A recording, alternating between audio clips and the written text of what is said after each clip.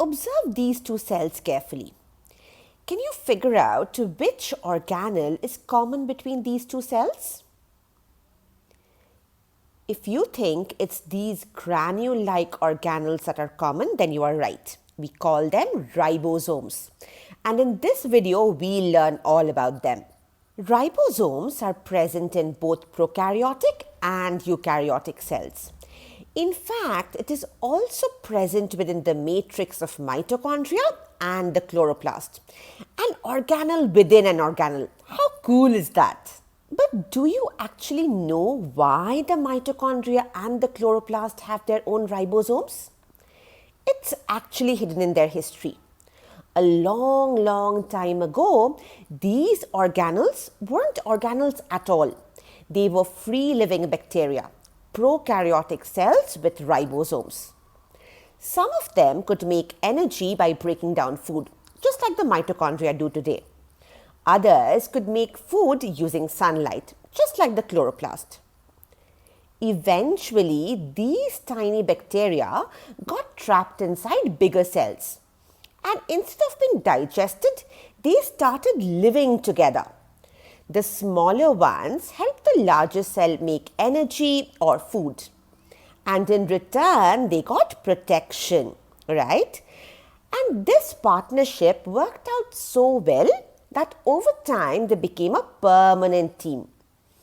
But they never let go of their ribosomes. And that's exactly why we still find ribosomes inside the mitochondria and the chloroplast even today. Anyway, moving on, let's talk about the structure of ribosomes. In prokaryotes basically have 70 S ribosomes, and eukaryotes, they have 80 S ribosomes. And S refers to the sedimentation coefficient. I know that sounds fancy, but let me break it down for you. You see, when scientists wanted to study tiny cell parts like the ribosomes, they broke open the cells using enzymes or sound waves and placed the mixture in a special machine called the centrifuge. They then spun the mixture really fast, creating strong forces, kind of like what happens to clothes spinning in a washing machine, but 1,000 times faster. Now, in that spinning process, the heavier or denser particles move to the bottom really fast, while the lighter or smaller ones stay closer to the top. So S, or sedimentation coefficient, tells us how fast a particle settles or sediments when spun. And it depends on both the size and the shape of the particle. And the higher the S, the faster it settles, which means an 80S eukaryotic ribosome settles much faster than a 70S prokaryotic ribosome. But here's the twist. When scientists spun these ribosomes, say the 70S ones from the prokaryotes or even the 80S ones from the eukaryotes, in both the cases, they noticed that the ribosomes broke apart into two pieces, a large subunit and a small subunit, which means both prokaryotic and eukaryotic ribosomes are made up of two subunits. And when they measured those separately, they found out that from the 70S ribosome, the large subunit behaved like a 50S particle and the small one behaved like a 30S particle, which made scientists realize that the 70S ribosome is made up of a 50S large subunit and a 30S small subunit. But the funny thing is that when you put them together, they behave like a 70S particle. Instead of a 50S plus 30S, that is an 80S one.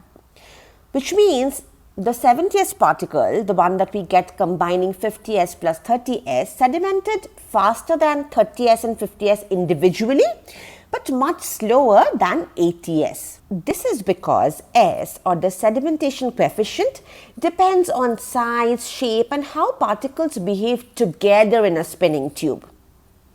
And similarly, they found that 80S eukaryotic ribosomes are also made up of two subunits, 60S and 40S.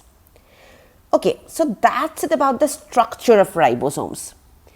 By the way, from everything that you have learned until now, What kind of ribosomes do you think are present within the mitochondria or the chloroplast? Take a moment and think about it. If your answer is 70s ribosomes, you are absolutely right. Why? It's because these organelles were originally prokaryotic cells, right? Great. Now we'll talk about the location of ribosomes. In prokaryotic cells, ribosomes are found free floating in the cytoplasm. Whereas in eukaryotic cells, they can either be free in the cytoplasm or attached to the endoplasmic reticulum.